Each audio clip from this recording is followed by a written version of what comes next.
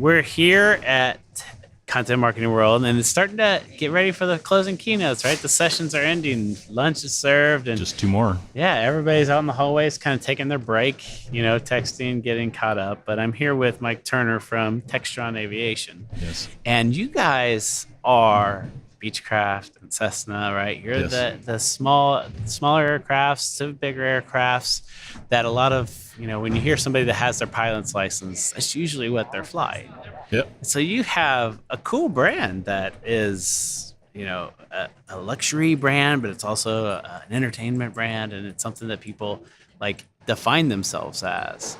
And so I love to see what you guys are doing. And so we've gotten to know each other over this past year. And so thank you for joining the show. Absolutely. Great to be here. And you're another Kansas guy too, right? I am in Kansas. Yeah, we're just down in Wichita, the air capital of the world. Yeah. So how many other brands are in Wichita that actually make it?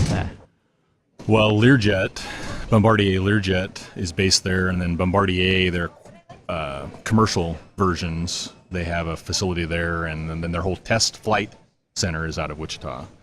Airbus has a huge engineering division in Wichita, and then Boeing had originally had a commercial division there, and they sold out several years ago, and it's now called. I'm going to try to draw a blank on what that the company name is, but they produce all of the forward fuselages of every 787, 757, 737 that's produced.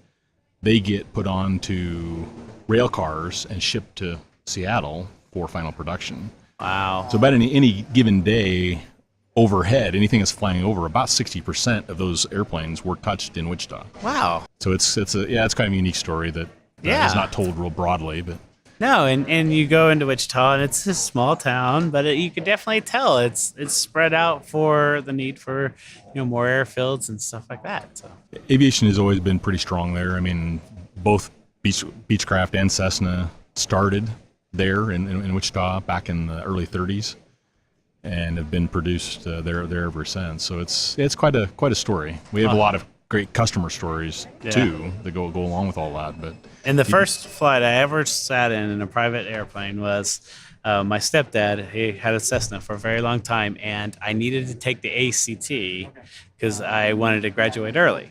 And so he flew me up to Quincy, Illinois, and I flew in the Cessna, and I'd been on a jumbo jet before, but it was a unique experience to be in a smaller aircraft and be able to see all around you and all the noise. And it's not like a commercial airline. It's even more entertaining, right? I think it's a lot more entertaining because at 20 or 30,000 feet in a commercial airplane, you look out, you can kind of see the squares of the fields, but you don't really get any sense of terrain. Everything even in the mountains, it almost looks flat. When you're in a smaller airplane, you are flying at a lower altitude, and you do get a very different perspective. I think you get to see a bigger picture of what's going on in the world, and you get a better sense of it's not just you. You can see that bigger everything, really. And I think it makes it a much more enjoyable kind of flying. Mm-hmm. So when you're reaching your customers and you're building your team, what are those personas that you're looking at? What's some of your efforts that you guys are doing inside to reach new audiences with content marketing? Well, you typically think of just the person that buys our airplanes as a rich person. And there's no doubt there's some level of financial wherewithal that it takes to be able to buy airplanes, but at the same time, it's no longer about just that pilot who's going to buy the airplane or just the CEO of a company. There's so many other people involved, especially when you get into the bigger, more corporate aircraft. There's a lot more people involved in that you need to influence from a content perspective, and personas become much more important to that, because if you don't know what is pushing the supply chain guys buttons or the attorneys that are approving it, there's a lot more people involved in it, even to the fact that the guy that maintains the airplane. So a larger airplane, they're typically have either their own in-house flight department and maintenance group, so that when that guy his whole life is around that airplane. You certainly have the flight crews and they fly it, but the maintenance guy, he really owns that. So now you have this whole new persona that the guy looking at things very different. It's not just about how much the airplane costs. It's not just about how they're going to finance it or how they're going to even use it per se. It's about, I have to make sure that when people want to use this asset, it's available to them, no matter 24 hours a day, 7 days a week, anywhere, even if we're flying to Europe or Asia. I have to ensure that is going to be ready and available. So you have a whole nother dynamic to it. And if you're one-dimensional with your content marketing, your ability to influence those other people that you need to influence to either get them into the airplane to begin with, or even more importantly, once they are a customer, to keep them associated with the brand and feel an emotional attachment to the brands is a critical thing. Best decision, like in cars, most people decide to buy a new car based off of when the warranty's up, right? Typically, that's probably not what happens in an airplane. There's a lot more decisions that go into when we need to upgrade, if it's an internal upgrade, if it's a whole craft upgrade. Yeah, and your mission. I mean, a huge part of deciding to purchase an airplane is deciding how far do I need to travel between different locations? Is it more efficient? In some cases, it may be. You know, if you're making a lot of flights to Europe with several people, it may be more efficient to do that via commercial airlines. You have to look at what your mission requirements are, what you're going to be carrying on board, who's going to be having what kind of conversations. And as you think about all of those different elements, that really should drive what you need for an airplane, or two or three, if the case may be, or what kind of range does that airplane have? If you run a bunch of car dealerships and you're only a couple 100 miles apart, you don't probably need a jet, because you can hop in a smaller airplane, you can reach all of those facilities in a smaller, say a piston airplane, the 6 passengers. You can reach all of those much more quickly, more efficiently. You don't have to worry about airspace and all those kinds of things. The golden thing about any airplane is that it's a tool, and you can leverage your time to minimize that. Not even just yours as an executive. If you have middle managers, it's a much more efficient way for them to travel and hopefully still get home in time for Johnny's baseball game that evening. Yeah, exactly. Because it's not always a luxury purchase. So when you guys look at the marketing efforts, you have to, that's a whole nother avenue to go down from what they consider valuable is time, right? And it's not just that they want bright and shiny and everything like that, but they want what's going to get me from here to there, and what kind of things can I expect? There's so much of the conversation that is going to happen way before they even consider the brand they're going with, or the model, or even the price, that you guys need to participate in. You have to be part of that conversation. And is the challenge in today's world, everything is digital. So kids today they have less of an inclination to go into mechanical sorts of things, whether that's car repair or they don't even learning to fly. Never look under the hood. Right. And even if you did, for a lot of mechanics today, they open up the hood and they throw up their hands because they can't touch it all. But even the games, there's so many of the digital environment of games and things that they do on a laptop or their phone that is kind of more exciting, that draws their attention way more than thinking about actually living in the actual world and taking the controls of an airplane. Although it's exciting, it's not as high energy as kind of gaming things. So we compete against things that you wouldn't even think about. I mean, you wouldn't think about somebody trying to get somebody to look at buying an airplane, that you have to also compete with other forms of games and entertainment. But it's a real factor. And as we grow now, we've announced some much larger airplanes. So now we're getting up into big international sorts of airplanes that can travel far distances. That opens up a whole new realm of customers that we really haven't talked to before. They've got different requirements. They have different needs within it. the fact that when they fly, they take an additional crew with them. Yeah. And a maintenance person goes with them on the flight. So the airplane has to be big enough for that, because they're going and traveling on longer legs that you have duty hours for pilots. Yeah. And so it just creates a whole new dynamics. And if you have to be prepared for all that. Yeah. And I mean, it's a whole new education plan, whole new, if they're traveling internationally, like, guess what? We've got to have all our training manuals, all our, maintenance manuals, everything that's, multilingual, right? There's that whole internationalization thing that comes into play when you start to play international law, the equipment that certain countries require on the airplane. And when, say, somebody buys, they're speccing out a new airplane, there are those considerations that if we, more or less from a content perspective, if we're helping educate them ahead of time, that you need, if you're going to be operating in these countries, you need to think about equipment X, Y, and Z. Make sure you have it spec'd in the airplane, and then so it gets installed in. Today, real time is the only time that counts. To stay relevant, you have to stay ahead. Your customers want the right information, right now, wherever they are. So how do you meet the demands of today's customers? By marketing in context. Context accounts for a customer's interaction with your brand. So each touch builds on the next, creating more meaningful experiences for your customers. At Sitecore, we call this context marketing. To do it well, you need marketing technology that has three things: contextual intelligence, content management, and omni-channel automation. Contextual intelligence gives you the information you need about your consumers, so the content you manage is more relevant and is automatically delivered wherever your customers are.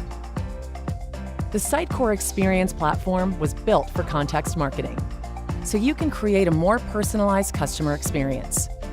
Demand more from your marketing technology. Demand more from marketing. Own the experience. Sitecore. And speaking about equipment, I mean, we live just a few miles away from Garmin, right? And so they're huge in aviation, and things change so quickly. The inside of an airplane over the past probably 10, 15 years has changed more dramatically than any other. The flight deck has changed tremendously. It's just the equipment, the touch screens, just the fact that you're not breaking out paper maps anymore, and everything's kind of getting automated. Well, and you used to have these great big boxes that the equipment, those instrumentation came in. They were actually connected to another box elsewhere in the airplane.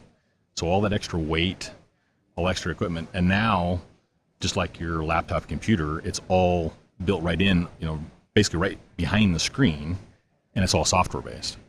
And that's what Garmin specifically is.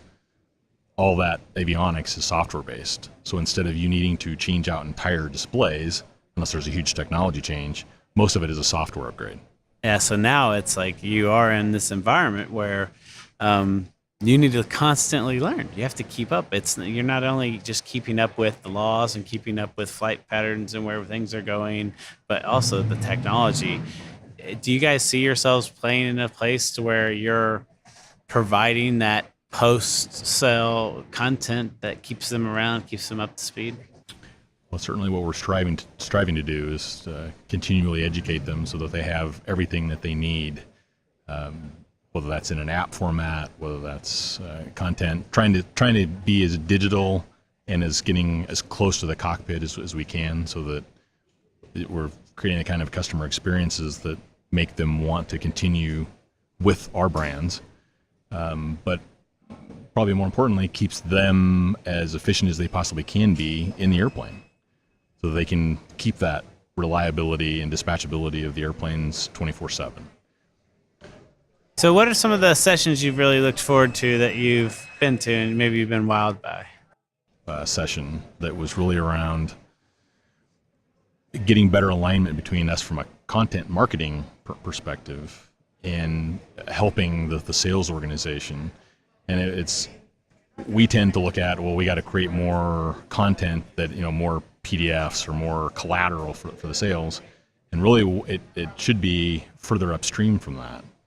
If we're creating and really, if we know our customers so well that we're actually answering their questions before they even ask them, or positioning ourselves so that we're solving problems that maybe they didn't even know they had up front, that takes care of the need for any collateral material on the back end, because it's not about, and I'm sure you've had plenty of other folks on the program that have talked about this, where people don't want to be sold.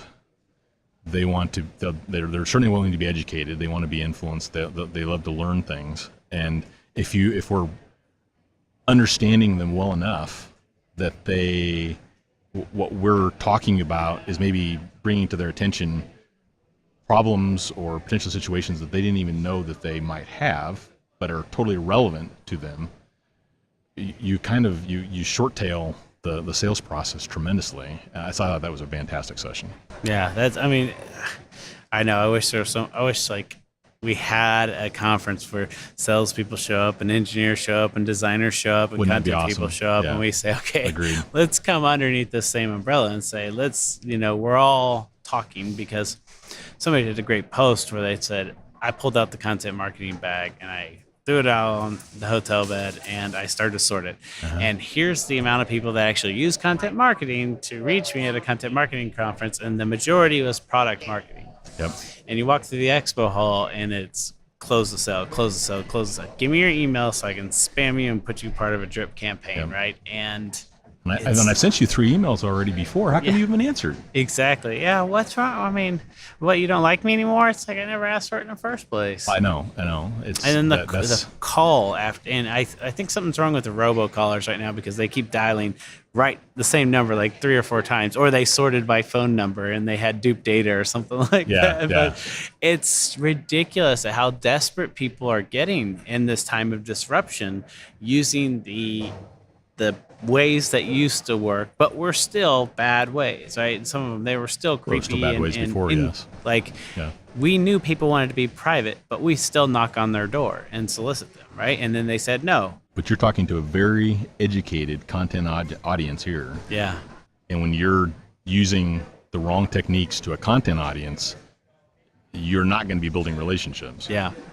Yeah, and even if they need your tool, the likelihood that you're talking to the right person at the right time is very limited. So now, what can you do in person that would make someone want to interact with you, right? And they're just not seeing it, right? They'll walk right by this booth and see us sitting here talking, interacting, and people standing around, and they won't start up a conversation with them, right? Oh, what are they talking about? Right. That would be more engaging than anything they're getting just walking, by the booth saying, "Hey, can I sell you something today?" Right. And it's can I give you a T-shirt? Can I send you a badge? Yeah.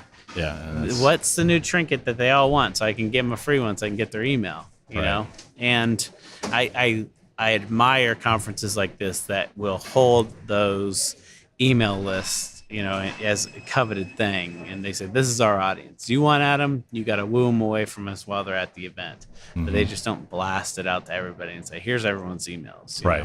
Because we'd all be spammed. I was part of a dinner for the speakers, and an email went out, and they didn't BCC everyone on the email. They CC'd them. And so within 15 minutes, someone had sent a spam to that list. And it's like, oh, wow. Like, you don't get it. Nobody, in a permission environment, speaking at the content marketing conference, exactly. All you did was destroy the brand, and you may have thought you were going to get a sell. Quit thinking about the sell, right? Think about the customer. Think about what's valuable for them. And yeah, it is something it's all about creating customer experiences and educating them. Exactly. It's just. And unfortunately, there is still this world of marketing that, the schemes and the late night telecommercials that you would see that, if you just do these things, they will close the deal and all that stuff. That it is way over there, and we feel like it's not around because we don't see it. But I think there's so many, misunderstandings, or the fact that we're just being driven to sell more. and the marketing sells more of that. The tactics kind of get messed up. Our industry, not even just aviation, but if you expand that out to manufacturing or even industrial as a whole, as a huge group, is very traditional, and in most cases is often very quarter sales driven, and that for a lot of your executives matters more than anything else. The concept of customer experience and driving a relationship with the brand. They'll give lip service to building relationships, but as well known, and especially in larger organizations, what gets funded gets done, and that's where the funds go. It goes into traditional advertising or traditional marketing techniques that I can show. I can bring you the analytics exactly day in, day out. This is not working. This is, I mean, we're throwing bad money after bad money, and the change in culture. And I've talked a lot with Joe Polizzi about this. Is, you know, there's a huge, and I kind of saw it in the show this year more so, is that change management, that how, and not just buy-in, but a full-on, we have your back from an executive perspective, that they're going to support you wholly in your content marketing efforts to do what we know can work, is one of the biggest challenges that our industry has. Yeah, and it's one of those things, you know somebody's going to pull out the stat and say, where can you show me sales have come through on this effort that you had? And it's like, you know, it's we talked about this, right? We already discussed this up front. I'm going to be a part of the whole process. Yeah. I want to talk about the pre and the post and all this other engagement. Tell me about customer sat, right? Let's go look at customer sat. Let's go look at some of those other numbers that I can actually draw. I think a lot of marketing teams jump into it and they don't take that time to say, you know, what is that statistic that we can actually prove with this effort, and can we make it known to the executives up front and not just, you know, something at the late end. Yes. And you're seeing more and more of that there's never a time that you can't get started on a strategy. There's never a time you can't just clear things up. But doing things, you know, just for an executive is very difficult in this time frame. Well, like I say, behind every piece of bad content was an executive who requested it. Exactly. But that also falls back on us to be able to push back and say, you know, we created these personas. Remember, we talked about this. We talked about making sure we were aligned with our personas and where they were in the buying process, and how we're educating them at that point. How is this thing that you've asked fit into that? And it doesn't most of the time. Doesn't mean that we won't still have to do it, but yeah, you know, the idea Robert was talking about earlier this week was you have to make the hard decisions. What are you not going to do? Yeah. Because to a certain degree, you're going to have to decide that you're not going to do some things so that you can do the right things, which was, I thought was great. Awesome. Well, I know you got to get to the moderation again, but thank you for your time. Absolutely. And I can't wait till we get to run into each other again. I'm looking forward to it. Awesome. Thank you much. There are so many marketing tools to choose from these days. More than 3,500 the last time we checked. If you're overwhelmed and confused, you're not alone. With so many options, marketers are having a difficult time trying to select which tools will meet their team's unique needs. So why do the top content marketing teams choose DVHQ? It's because of our unique focus. Let me explain.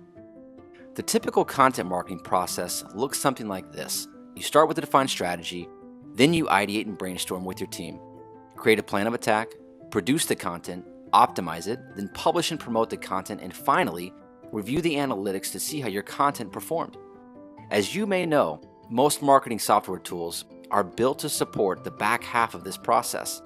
There are countless CMS platforms, email marketing tools, marketing automation systems, social publishing tools, analytics suites, etc. The list goes on and on. But here's the thing. The back half of the process is not where companies are really struggling. What marketing teams are really struggling with is the upfront part of the process, the strategy, the ideation, planning, workflow, and collaboration during the content production process. Sound familiar? If you don't get your upfront strategy and planning right, the odds of consistently publishing great content is, well, not very good. So these upfront areas are where we focus 100%. We don't want to reinvent wheels or be a jack of all trades, master of none type of content marketing solution. DiviHQ was on a mission to build a content marketing platform that makes it incredibly easy for you to plan and produce high quality content more efficiently. This approach then gives you the freedom to integrate and connect DiviHQ to your preferred downstream tools. So, if you're looking for help with strategy, ideation, planning, and collaboration, then we're the solution for you.